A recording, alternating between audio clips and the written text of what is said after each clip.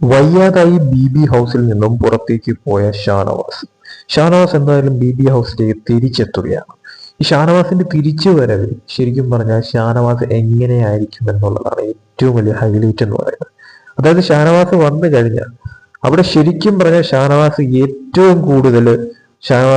മനസ്സിലാക്കേണ്ട ഒരു വ്യക്തി അത് അനീഷിനെയാണ് എന്ന കാര്യം ഉറപ്പാണ്. കാരണം അനീഷിനെ ഷാനവാസ് ഒരുപാട് തെറ്റിദ്ധരിച്ചിട്ടുണ്ട്. അനീഷ് കാണിക്കുന്ന ഓരോ കാര്യങ്ങളും അങ്ങേയറ്റം ഡ്രാമയാണ്, അല്ലെങ്കിൽ അനീഷ് ഇവിടെ പറ്റിക്കുകയാണ്, തെറ്റിദ്ധരിപ്പിക്കുകയാണ്, അനീഷ് അങ്ങനെയാണ് ഇങ്ങനെയാണ്, നിന്റെ മുഖം മൂടി ഞാൻ വലിച്ചു കീറും എന്നൊക്കെ പറഞ്ഞുകൊണ്ട് ഷാനവാസ് ഒരുപാട് അനീഷിനെ അങ്ങേയറ്റ സുഹൃത്താണ് എന്ന് പറഞ്ഞുകൊണ്ടും പലതരത്തിൽ അനീഷിനെതിരെ സംസാരിച്ചിട്ടുണ്ട് പല രീതിയിലും. പക്ഷെ ഇതൊക്കെ തന്നെ ഷാനവാസിനൊന്ന് വയ്യാതായപ്പോഴത്തേക്ക് ഏറ്റവും കൂടുതൽ വിഷമിച്ച ഒരു വ്യക്തി എന്ന് പറയുന്നത് അനീഷായിരുന്നു.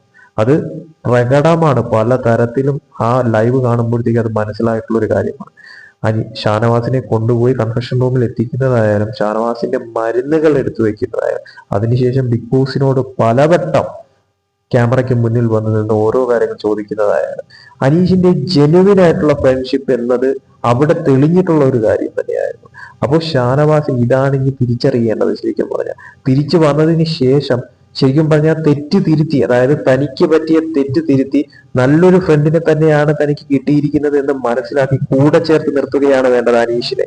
എന്തായാലും അങ്ങനെ സംഭവിക്കുമെന്ന് തന്നെയാണ് പ്രതീക്ഷിക്കുന്നത്. അങ്ങനെ സംഭവിച്ചു കഴിഞ്ഞാൽ ഷാനവാസിന് തന്നെ നല്ലത്. അതല്ലെങ്കിൽ വീണ്ടും പഴയപടിയാണ് ഷാനവാസ് പോകുന്നതെങ്കിൽ ഉറപ്പായിട്ടും അത് ഷാനവാസ് സ്വയം കുഴി തോണ്ടുന്ന തരത്തിലോട്ട് കാര്യങ്ങൾ മാറുമെന്നുള്ളത് വ്യക്തമാണ്. കൂടുതൽ ബി അപ്ഡേറ്റ്സുമായിട്ട് വീണ്ടും വരാം.